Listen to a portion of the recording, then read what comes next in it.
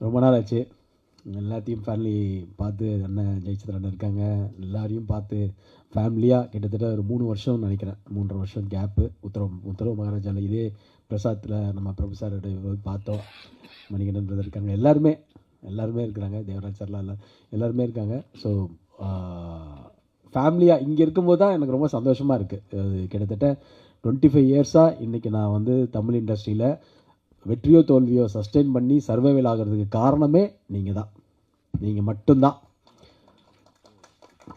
ஏன்னா என்னுடைய குடும்பம் வந்து எப்பயுமே இருப்பாங்க. குடும்பத்தை விட கூட நான் சொல்லுவேன், என்னுடைய பத்திரிகை மீடியா நண்பர்கள் தான் எனக்கு அதிக சப்போர்ட்டு. சித்ராமணி அண்ணெல்லாம் என்னை ஃபஸ்ட்டு திருநெல்வேலி படத்துக்கு முன்னாடி என்னை முதல்ல ஃபோட்டோ ஷூட் பண்ணவர் சித்ராமணி அண்ணன். இன்றைக்கி அவர் அங்கே இருக்கிறாரு 25 வருஷத்தில். அதே மாதிரி அவரும் எங்கே இருக்கிறாரு, அதே மாதிரி நம்மளும் மெயின்டைன் பண்ணுறோம். So thank you. இது ரொம்ப சந்தோஷமான விஷயம். இந்த மேடை எனக்கு ரொம்ப ரொம்ப ரொம்ப எல்லாத்தையும் விட இந்த மேடை தான் எனக்கு ரொம்ப பிடிச்ச ஒரு மேடை. இதுதான், இந்த மேடை தான். ஏன்னா கிட்டத்தட்ட எவ்வளவோ ஸ்ட்ரகிள், எவ்வளவோ போராட்டங்கள், எவ்வளவோ அவமானங்கள் எல்லாம் சந்தித்து அடிப்பட்டு தான் வந்துட்டுருக்கிறேன். இன்னமும் சினிமாவை அதிகமாக நேசித்ததுனால அதுக்காக எல்லாத்தையுமே தியாகம் பண்ணுற அளவுக்கு நிறைய விஷயங்கள் நடக்குது. அப்படிப்பட்ட சூழ்நிலையில் ஒரு 3.5 வருஷம் கேப்பில் அந்த ஒரு 3.5 வருஷம் நான் ஆடியோ லான்ச்சில் சொன்ன மாதிரி நிறைய டிப்ரெஷனில் இருந்தேன். ரொம்ப டிப்ரெஷனில் தான் இருந்தேன். அதுக்கப்புறம் ஒரு இடத்துல வந்து நான் எந்திரிச்சு வந்து எங்கள் அம்மாவை கூட நான் இழந்தேன் அந்த டைமில். அதுக்கப்புறமா வந்து நம்ம வந்து சினிமா அந்த கேரியரில் கண்டிப்பாக இந்த இடத்த விடக்கூடாது, திருப்பி ஜெயிச்சே ஆகணும், இன்றைக்கி நம்ம ஒரு புதுமுகமாக இறங்கி ஜெயிக்கிறோம் அப்படின்னு நினைக்கும்போது ஒரு கதை கேட்டேன். அந்த கதை தான் அக்யூஸ்ட். ஏன்னா நான் வந்து கிட்டத்தட்ட ஒரு 3.5 வருஷம் கேப்பில் இவ்வளோ வந்து ஒரு படம் பண்ணணும் அப்படின்னு நம்ம நினைக்கும் போது ஒரு கண்டென்ட், இன்றைக்கி தமிழ் சினிமா வந்து கண்டென்ட் ரொம்ப முக்கியம். அந்த கண்டென்ட் வந்து நல்லா இருந்ததுன்னா இன்றைக்கி தமிழ் சினிமாவில் வந்து எல்லாருமே டெஃபினட்டாக அதை எகிருப்பாங்க. ஏன்னா நான் வந்து ஒரு ரசிகனாக, ஒரு ஆடியன்ஸாக எந்த படம் வந்தாலும் தேட்டரில் போய் படம் பார்க்குற ஒரு ரசிகன் நான். அப்படி பார்க்கும்போது அந்த படத்தில் என்ன இருக்குது, என்ன ஆடியன்ஸை லைக் பண்ணல அப்படின்னு தான் நான் கதை கேட்குற நிலைமையில் அப்படி தான் இருப்பேன். அப்படிப்பட்ட ஒரு சூழ்நிலையில் நான் வந்து கதை கேட்குறேன் அப்படின்னோடனே எனக்கு வந்து டைரக்டர் பிரபு ஸ்ரீனிவாஸ் வந்து ஒரு கதையை சொன்னார். அந்த கதை அவர் சொன்ன மாதிரி அவர் பெங்களூர் கன்னட படத்தை ரீமேக் சொன்னார். வேண்டாம் சார், நல்ல கண்டென்ட்டாக பண்ணுங்கள் அப்படின்னு சொல்லும்போது, என்னை வச்சு பண்ணும்போது ஒரு மீடியம் பட்ஜெட்டெல்லாம் பண்ண முடியும். அப்படின்னு இருக்கும்போது இது ஒரு பெரிய பட்ஜெட்டாக, அக்யூஸ்ட் வந்து ஒரு பெரிய பட்ஜெட்டாக இருக்குது, ஆஹா இது என்னடா பெரிய பட்ஜெட்டாக இருக்குது அப்படின்னும் போது கதை அதை டிமாண்ட் பண்ணுது. அதனால் என்னுடைய ப்ரொடியூசர்ஸ் வந்து இதுக்கு பெரிய சப்போர்ட்டாக இருந்ததுனால தான் இதை பண்ண முடிஞ்சுது. நான் ப்ரொடியூசர்ஸை பற்றி தனித்தனியாக சொல்கிறேன். அதுக்கு முன்னாடி இந்த அக்யூஸ்ட் படத்தில் பிரபு ஸ்ரீனிவாஸ் சார் டேரக்டர், அவரை பற்றி நான் ஃபஸ்ட் சொல்கிறேன். ஏன்னா பிரபு ஸ்ரீனிவாஸ் சார் வந்து நான் பார்க்கும்போது இந்த கதை சொல்லும்போது அவர் வந்து என்ன ஸ்கிரிப்டில், அந்த பவுன் ஸ்கிரிப்டில் கொடுத்தாரோ அதை அப்படியே டிட்டோவாக படம்லாம் இருக்குது இன்றைக்கி. அது என்றைக்குமே வந்து ஒரு பவுன் ஸ்கிரிப்டில் இருக்கிறத வந்து எதாவது மாற்றுவாங்க இல்லை. அவர் ரொம்ப கிளாரிட்டியான ஒரு டேரக்டர் பிரபு ஸ்ரீனிவாஸ் சார். நிச்சயமாக வந்து ரொம்ப கிளாரிட்டி. நான் சொல்கிறேன், தமிழ் சினிமாவில் ஒரு மிகப்பெரிய ஒரு இடம் இருக்குது டேரக்டர் பிரபு ஸ்ரீனிவாஸ் சாருக்கு. ஏன்னா இன்றைக்கி வந்து பார்த்திங்கன்னா ஒரு டேரக்டர் வந்து ப்ரொடியூசர் டேரக்டராக இருக்கிறது ரொம்ப கஷ்டம். அவர் ப்ரொடியூசர் டேரக்டர். ஸோ ப்ரொடியூசர் டேரக்டராக இருக்கிறவங்களும் ரொம்ப குவாலிட்டியாக ஒரு கிளாரிட்டியாக இருக்கிறது அதுவும் ரொம்ப கஷ்டம். ஸோ அப்படிப்பட்ட ஒரு டேரக்டராக பிரபு ஸ்ரீனிவாஸ் சார். நிறைய சண்டைலாம் போட்டிருக்கோம், அது வேறு விஷயம். பட் ஆனால் என்னதான் இருந்தாலும் ஒரு கிளாரிட்டி, அந்த என்னதான் இருந்தாலும் கண்டென்ட் அவர் தானே. அந்த கண்டென்ட்டுக்கு கரெக்டான ஒரு படமாக வந்து எனக்கு வந்து அக்யூஸ்ட் எங்கள் டீமுக்கே ஒரு மிகப்பெரிய ஒரு, அதாவது வெற்றி தோல்வின்றது நம்ம படம் நாங்கள் கொடுத்துட்டோம், நாங்கள் ஹார்ட் ஒர்க் பண்ணி கொடுத்துட்டோம். என்னை பொறுத்த வரைக்கும் நீங்கள் பார்க்குற அந்த நாள் தான் எனக்கு மிகப்பெரிய நாள். எல்லாருக்கும் வணக்கம். இங்கே எல்லோரும் வந்ததுக்கு ரொம்ப நன்றி.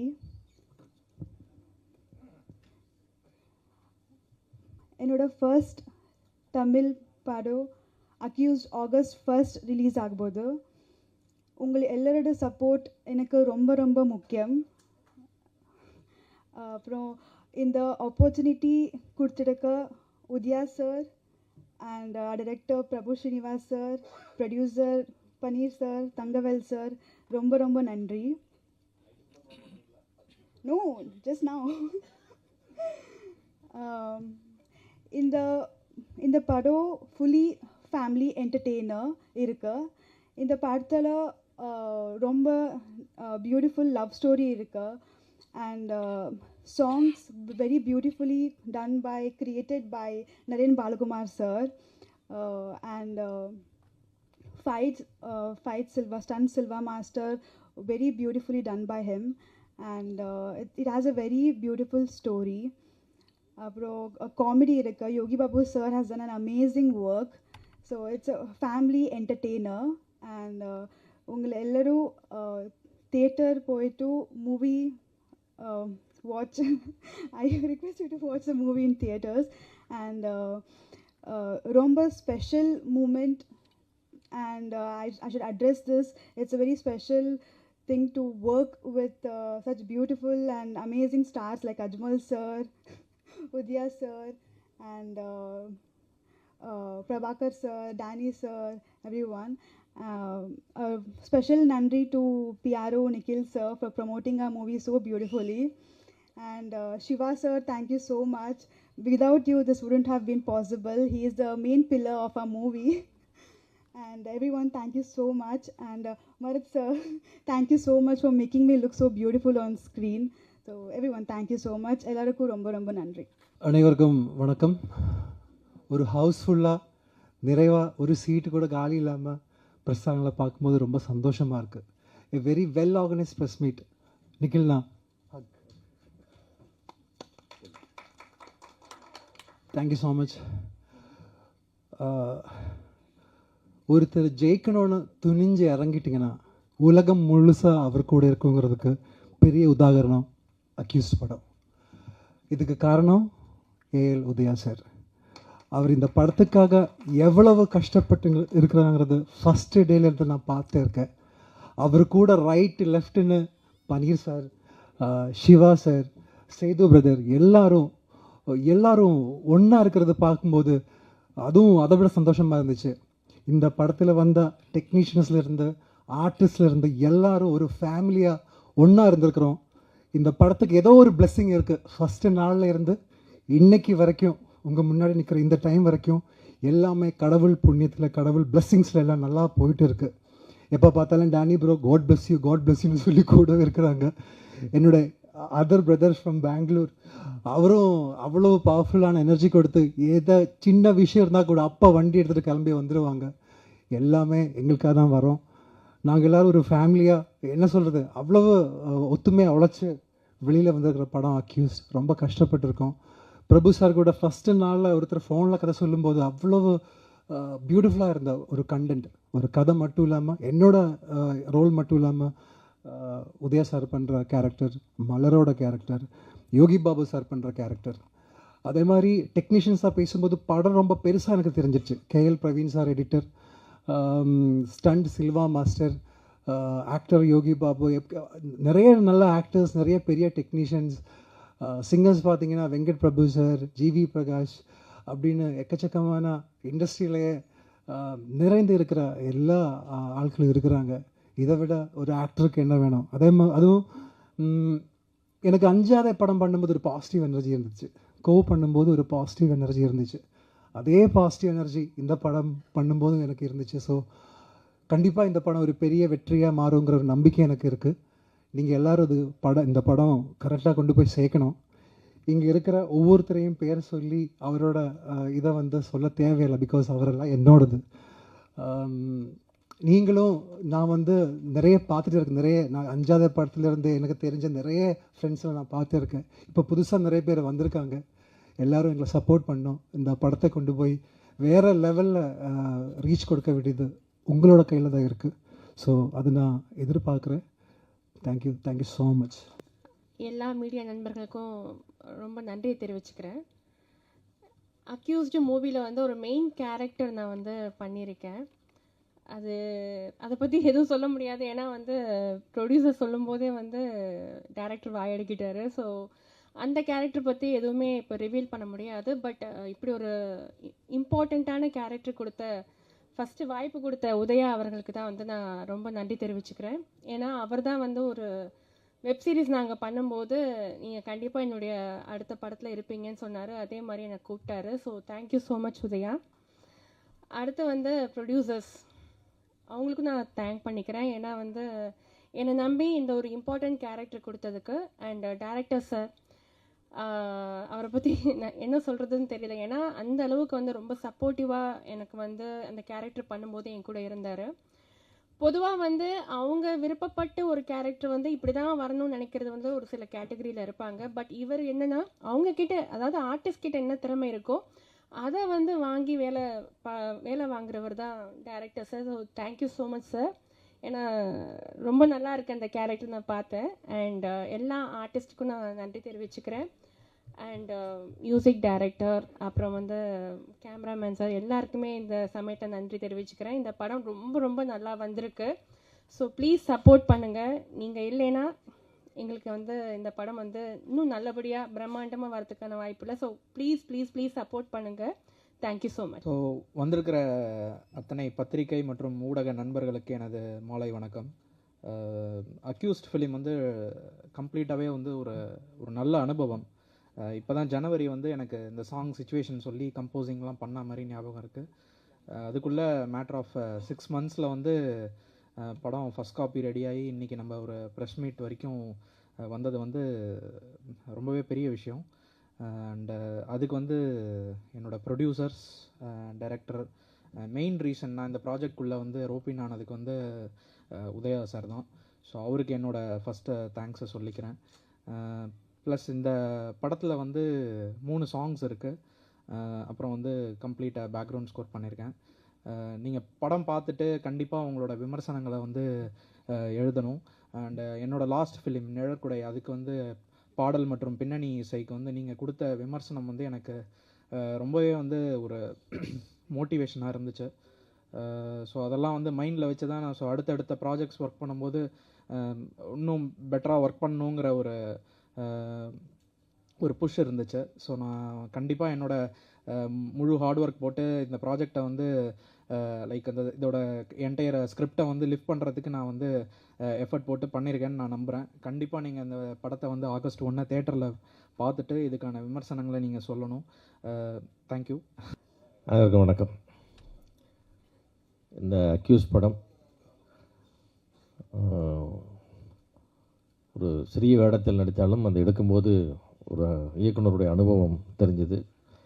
ரொம்ப கால்குலேட்டிவாக திட்டமிட்டு எடுத்திருக்காங்க. ரொம்ப வேகமாகவும் குறுகிய நாட்கள்லையும் போட்ட பட்ஜெட்டுக்குள்ளேயும் எடுத்திருக்காங்க நான் நம்புகிறேன். நல்லா பண்ணி கொஞ்சம் விஷுவல்ஸ் காமிச்சாங்க, டப்பிங்லேயும் பார்த்தேன், நல்லாயிருக்கு. இதோட இன்வெஸ்டர்ஸ் உதயா, பன்னீர், தங்கவேல் எல்லாத்துக்கும் என்னுடைய வாழ்த்துக்கள். என்னென்னா இந்த மாதிரி ஒரு ஸ்மால் பட்ஜெட் படத்தை பார்க்கும்போது, இன்வெஸ்டர்ஸ் பார்க்கும்போது நம்ம முதல்ல வந்து எனக்கு பயம்தான் வருது. முக்கியமாக இந்த ஒரு விஷயத்தை சொல்லணுன்றோம்னா நினச்சிட்டே இருந்தேன். என்னென்னா இன்றைக்கு 90% தயாரிப்பாளர்களுக்கு என்ன மிச்சம் ஒரு படம் எடுத்தான்னு கேட்டிங்கன்னா, தினத்தந்தியில் கொடுக்குற 4 கோட்டர் பேஜ் தான் மிச்சமாக இருக்குது. ஃப்ரீயாக கொடுக்குறாங்க. அதை தவிர எதுவுமே அந்த ப்ரொடியூசர்ஸுக்கு கடைசியிலே இல்லை. எல்லாமே காசு கொடுத்து வாங்குகிறோம். நாங்கள் காசு கொடுக்காமல் கிடைக்கிற ஒரே விஷயம் தினத்தந்தியில் வர ஒரு 4 கோட்டர் பேஜ். அந்த 4 கோட்டர் பேஜ் இல்லைன்னா இதில் இருக்கிற 90% 85% படம் வந்ததே தெரியாமல் போயிடும். இந்த தந்தியில் வந்துச்சு பாருங்கள், நம்ம தான் தூக்கி காமிச்சிட்டே சுற்றணுன்ற மாதிரி தான் இன்றைக்கி அவ்வளவு படங்கள் இருக்குது. நாளைக்கு பார்த்தீங்கன்னா 9 படம் ரிலீஸ் ஆகாத 9 படம் விளம்பரம் இன்றைக்கி கோட்டர் பேஜ் அங்கே இருக்குன்னா எங்கே இருக்குது? தந்தியில் ஃப்ரீயாக கொடுத்தாங்க. ஐயா பாலசுப்ரமணியன் அவர்களுக்கு இந்த நன்றி. இந்த ஸ்கீம் முதல்ல அவங்க சொல்லும்போது அவங்களுக்கே புரியல, என்னங்க இது ஃப்ரீயாலாம் கொடுக்குறது, இது புரியல. அது இப்போ தான் தெரியுது. கடைசியில் பார்த்தா சின்ன தயாரிப்பாளர்களுடைய மானத்தை காப்பாற்றுறதுக்காக அவங்க நஷ்டப்பட்டு நம்ம கொடுத்துட்ருக்காங்க. அதுதான் உண்மை. அந்த மாதிரி வந்து இன்றைக்கி வந்து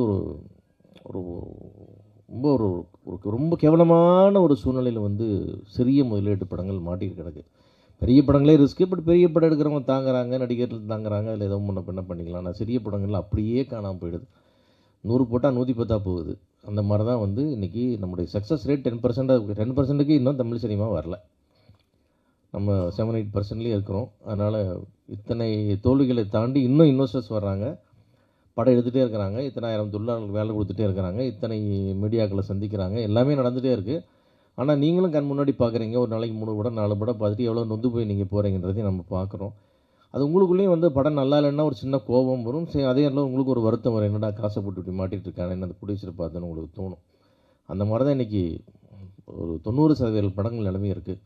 அதெல்லாம் தாண்டி இன்றைக்கு வந்து ஒரு சிறிய முதலீட்டில், ஒரு மீடியம் முதலீட்டில் நல்லபடியாக வேகமாக திட்டமிட்டு எடுக்கப்பட்ட ஒரு நீண்டகால போராளி உதயாவோட ஒரு படம் ஜெயிக்கணுன்றது என்னுடைய நெஞ்சார்ந்த ஆசை. ஏன்னா அந்த சினிமாவில் வந்து இந்த வெற்றியை நோக்கி போடல அதாவது ஒரு நல்ல சினிமா பேக்ரவுண்ட்லேயே இருந்துட்டு சினிமா பேக்ரவுண்டில் அப்பா சினிமா பேக்ரவுண்டில் அண்ணன் ஆனால் கூட அந்த போராட்டம் அவன் ஜெயிக்கணும்ல. அப்பா ஜெயிச்சிட்டாரு, அவர் சாதனை பண்ணிட்டாரு, அண்ணன் ஜெயிச்சிட்டார் சாதனை பண்ணிட்டார், தம்பி நான் எப்போ ஜெயிக்கிறதுன்னு அந்த ஒரு தனியாளாக இருந்தால் கூட அந்த ஏக்கம் கம்மியாக இருக்கும். அந்த குடும்பத்துக்குள்ளேயே இருக்கும்பொழுது அது தவிப்பு இன்னும் ரொம்ப அதிகமாக இருக்கும். அதனால தான் தம்பி அவன் கூப்பிட்டோன்னு நான் ஓடி போய் எதையுமே கேட்காம நான் பாட்டுக்கு போய் ஒரு நடிச்சிட்டு வரோம். இல்லை நான் இடத்துல வேறு யாராவது போனால் அது தேவையில்லாத செலவினமாக இருக்குது. நம்ம போய் கொஞ்சம் அந்த இடத்துல நம்ம நிற்போமே அவனுக்கு தோல் கொடுப்போமேன்றதான் நம்ம போகிறது. அதனால் நான் என்னை வச்சு அவர் வியாபாரமாக பண்ண அது இல்லை, ஒரு சின்ன ஒரு மாரல் சப்போர்ட் அந்த மாதிரி எல்லாம் வந்தாங்களேன்ற ஒரு நம்பிக்கைக்காக. அந்த வகையில் உதயாவும் மிக திறமையான நடிகர் நம்முடைய அஜ்மல், இந்த மொத்த டீம், பிரபு ஸ்ரீனிவாஸ் டைரக்டர், எல்லாருமே கேமராமேனை பற்றி ரொம்ப உயர்வாக சொன்னீங்க. மொத்த டீம் ஜெயிக்கணும்.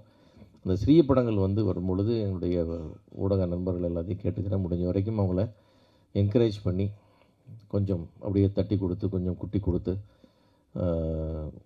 அந்த படங்களை கொஞ்சம் மக்கள் உள்ளே வர்றதுக்கான வாய்ப்பை நீங்கள் எல்லாம் உருவாக்கி தரணும். குறைகள் இல்லாமல் படம் நிச்சயமாக எடுக்க முடியாது. ஏன்னா நம்ம போல நமக்கு நல்லா தான் தெரியும், பக்கத்து வீட்டுக்காரனுக்கும் தெரியும் நம்ம போல என்ன சேட்டை பண்ணுதுன்னு. அந்த மாதிரி வந்து அந்த படங்களுடைய குறைகள் உங்களுக்கு தெரியும், நிறைய எங்களுக்கு தெரியாமல் போயிடுதுன்னு எடுத்து பார்த்து நாங்கள் நல்லா வர்றோம். அப்புறம் நீங்கள் கிழிக்கிற கிளி பெருங்கிளியாக இருக்குது. சரி, அது ஒன்றும் செய்ய முடியாது. உண்மையாக கிளிக்குன்னா கிழிச்சு தான் திருவீங்க. எவ்வளவு நான் சொன்னாலும் நீங்கள் எவ்வளோ கேட்டாலும் கூட உங்களுக்கு குறைன்னு பட்டால் குறைன்னு எழுதுவது தான் தர்மம், அது தப்பு இல்லை. அதை கொஞ்சம் முன்ன பின்ன அப்படியே பாலிச்சிட்டா எங்களை காப்பாற்றுற மாதிரி ஒரு விஷயமா நீங்கள் பண்ணி தரணும்னு எல்லாரையும் வேண்டி விரும்பி கேட்டுக்கொண்டு என்டையர் டீமுக்கும் இந்த அக்யூஸ் படம் வெற்றியடையும் என்று வாழ்த்துக்கிறேன். நன்றி, வணக்கம். அனைத்து பத்திரிகை மற்றும் ஊடகத்துறையினருக்கு எனது வணக்கங்கள். கன்னட படம் பண்ணியிருக்காங்க அப்படின்னு ஒன்று ஒரு கன்னட டைரக்டர் போகிற இருக்குது, கன்னடாலாம் பேச போகிறாருன்னு நினச்சிருப்பாங்க.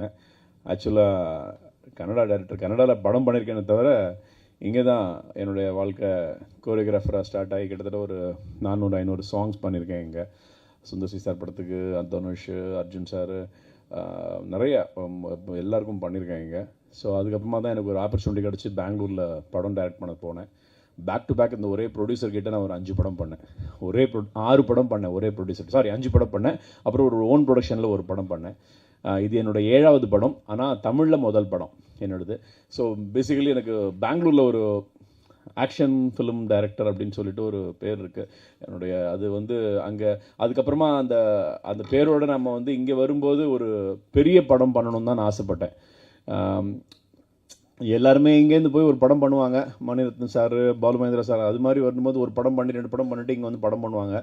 அப்படி ஒரு வாய்ப்புக்காக தான் அந்த படம் போய் பண்ணிவிட்டு மறுபடியும் இங்கே வரலான்னு நினச்சிருக்கும் போது பேக் டு பேக் அதே ப்ரொடியூசரே எனக்கு வந்து கிட்டத்தட்ட அந்த 5 படத்துக்கும் எனக்கு ப்ரொடியூசராக இருந்தார். அந்த producer mister Paramesh, mister Prem அவருக்கு நன்றியை தெரிவிச்சுக்கிறேன்.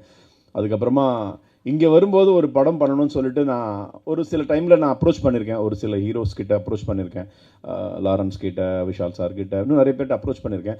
எல்லாமே அப்படி கைக்கு வந்து போச்சு. அப்போ நினச்சேன், சரி பண்ணால் பெரிய படம் தான் பண்ணணும், வேறு எந்த படமும் பண்ணக்கூடாது அப்படின்னு. இப்போ எங்கள் வீட்டில் தான் சொன்னாங்க, நீங்கள் அப்படி தான் நினைக்கக்கூடாது, இங்கே கன்னடாவில் படம் பண்ணும்போது கூட நீங்கள் அப்படி தான் நினச்சிங்க, ஒரு சின்ன படம், அந்த படம் பெரிய படமாக இல்லை, நீங்கள் பண்ணுற படம் பெரிய படமாகணும்னு நினைங்க அப்படின்னு சொல்லிட்டு ஒரு வார்த்தை சொன்னாங்க. சொல்லுங்கள் சார். நான் ஒன்று என்ன பண்ணேன், இனிமேல் போய் கதை பண்ணிக்கிட்டுலாம் சொல்ல வேணாம், இவங்க வந்து நான் இது ஒரு சின்ன கதை தான் அது சொல்லிடுறேன் சார். இது ஒரு படம்லாம் பண்ணி நம்ம ஆல்ரெடி வச்சுருப்போம்ல, சுட்டு வச்சுருப்போம்ல, அதே மறுபடியும் திருப்பி போட்டு தோசையை கொடுத்துட்டு சொல்லிட்டு சார் நான் கன்னடத்தில் ஒரு படம் பண்ணியிருக்கேன், லாஸ்ட் படம், அந்த படம் வந்து இப்போ ப்ரைம்லாம் இருக்குது, அந்த படம் வந்து உங்களுக்கு ரீமேக் நல்லாயிருக்கும், ஒரு ரொம்ப செட்டில்டான பட்ஜெட்டாக இருக்கும் சார், சின்ன பட்ஜெட் படமாக தான் இருக்கும் சார், பார்த்துட்டு சொல்லுங்கள் சார், நான் என்ன பண்ணேன், பார்த்துட்டு சொல்கிறேன் சார், நீங்கள் சொல்லுங்கள். நிறைய பார்க்கவே இல்லை, 2 நாள் கழிச்சு சார் அது வந்து படம் எனக்கு அப்படிலாம் படம் வேணாம் சார், எனக்கு வந்து அது ஒரு டார்க் காமெடின்னு சொல்கிறீங்க, எனக்கு வந்து கொஞ்சம் வேறு மாதிரி வேணும், அது வந்து கொஞ்சம் கொக்கி மாதிரி, மைனா மாதிரி, அந்த மாதிரி ஒரு ராவாக ரஸ்டிக்காக அப்படி ஒரு படமாக இருக்கணும் அப்படின்னாரு. உடனே சரி ஓகே அப்படின்னா, ஆனால் அந்த பட்ஜெட் கூட ரொம்ப பெருசாக போயிடக்கூடாது சார், அது பார்த்துக்குங்க அப்படின்னாரு. சரி ஓகே பார்ப்போம் அப்படின்னு சொல்லிட்டு, ஆனால் எனக்கு வந்து சரி வந்துட்டேன், எனக்கு அப்புறம் நம்ம கேட்க வேணாம் விட்டுலாம் சொல்லிட்டு வந்துட்டதுக்கப்புறமா யோசித்தேன். அப்போ நான் ஒரு படம் கன்னடாவில் சொல்லியிருந்தேன், ஒருத்தர் கதை சொல்லியிருந்தேன் ஒரு ஹீரோக்கு. அன்ஃபார்ச்சுனேட்லி அந்த ஹீரோ அந்த டைமில் பண்ண முடியல. அப்போ சும்மா சொல்லி பார்ப்போமா, ஏன்னா அந்த கதை பெரிய பட்ஜெட் கேட்குமே, என்ன பண்ணலாம்னு சொல்லிட்டு சரி சொல்லி வைப்போம், வந்தால் வருது வராட்டி போது சொல்லிட்டு ஸ்ட்ரைட்டாக போய் சார் ஒரு கதை இருக்குது கேட்குறீங்களா அப்படின்னு. சார் பட்ஜெட் இல்லை சார் ரொம்ப சின்ன பட்ஜெட் தான் சார் இருக்கும் அப்படின்னு சொன்னேன். சொல்ல கேட்டார். நல்லா இருக்குது சார், இந்த கதை நல்லா இருக்குது சார், ஆனால் நீங்கள் இது எப்படி நீங்கள் சொல்கிற இந்த பட்ஜெட் நம்ம சொல்கிற ஒரு பட்ஜெட்டில் இல்லை சார், பண்ணிடலாம் சார் அப்படின்னு. அப்படியா, சரி எனக்கு ஒன்று பண்ணுங்கள், இப்படி நீங்கள் லைனாக சொல்கிறதோட எனக்கு கதையை பண்ணி கொடுங்களேன் அப்படின்னாரு.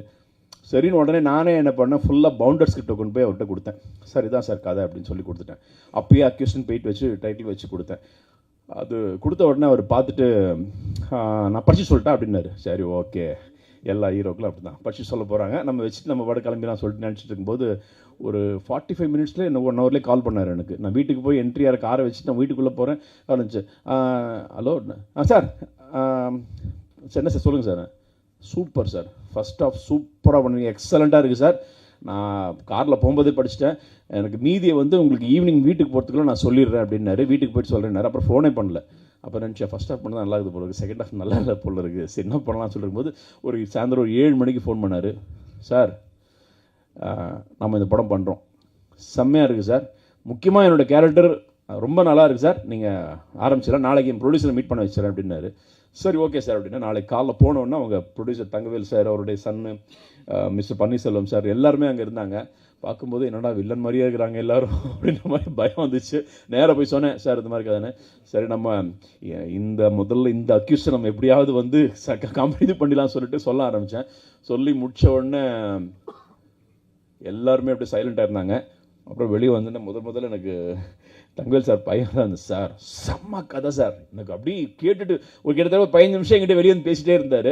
என்னடா இவர் பன்னீர்செல்வம் சார் எதுவுமே சொல்லி என்ன சொல்லலாம்னு சொல்லிட்டு அவர் வரும்போது அவர் வந்து கிட்டத்தட்ட ஃபோனை போட்டு என்கிட்ட 1/2 hour பேசினார். எப்படி பிரதர் இந்த மாதிரி கதை பண்ணீங்க, இப்படி ஒரு கதை பண்ணீங்க, இப்படி ஒரு விஷயம் பண்ணீங்கன்னாரு. சரி ஓகே அப்படின்னு. அப்புறம் ஒரு சின்ன ஒரு சம்பவம் நடந்துச்சு. கேட்டேன், சார் இந்த படம் வந்து நமக்கு ரொம்ப பெரிய பட்ஜெட் ஆகிடுமே அப்படின்ற மாதிரி ஒரு சின்ன இது வந்துச்சு. நான் ஒன்றும் இல்லை சார், இது வந்து கொஞ்சம் நம்ம செட்டில்டாக பண்ணிக்கலாம் சார், ஆனால் எனக்கு ஒரே 3 விஷயம் தான் சார். என்ன சார், சார் இந்த பஸ்ஸு ஒன்று பெருசாக பஸ்ஸு வாங்கி கவுத்து அது பஸ்ஸில் இருக்கிறவங்களாம் அடிபட்டு ஒரு பெரிய ஆக்ஷன் சீக்வன்ஸ் இருக்குது சார், அது ஒரு சின்ன விஷயம் தான் சார். நான் அப்புறம் சார் அதுக்கப்புறம் ஒரு பெரிய ஒரு என்கவுண்டர் சீன் இருக்குது சார், அது ஒரு இன்டர்வல் பிளாக் முன்னாடி பெரிய என்கவுண்டர் சீன் வரும், அது ஒரு சின்ன விஷயம் தான் சார். அதுக்கப்புறம் சார் வழக்கம் போது கிளைமேக்ஸில் ஒரு பெரிய ஃபைட் இருக்குது சார், ஒரு 3-4 நாள் ஒரு படம் வரும். இதெல்லாம் இத்தினு சொல்கிறீங்களா, இதெல்லாம் எவ்வளோ பெருசாக வரும் தெரியுமா உங்களுக்கு அப்படின்னாரு. இல்லை சார் நம்ம பண்ணிடலாம் சார், சின்னதாக பண்ணிடலாம் சார்.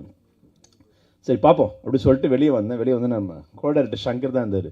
என்ன சார் நீங்கள் பாட்டு கதை சொல்லிட்டு வந்துட்டீங்க, இந்த கதை இந்த பட்ஜெட்டு என்ன தாங்குன்னு நினைக்கிறீங்களான்னு. விடுங்க கதை ஓகே ஆயிடுச்சுல, கார் வாங்கிடலாம் விடுங்க அப்படின்ற மாதிரி அப்படியே வெளியே வந்துட்டு கிட்ட சொல்லிட்டு இருந்தேன்.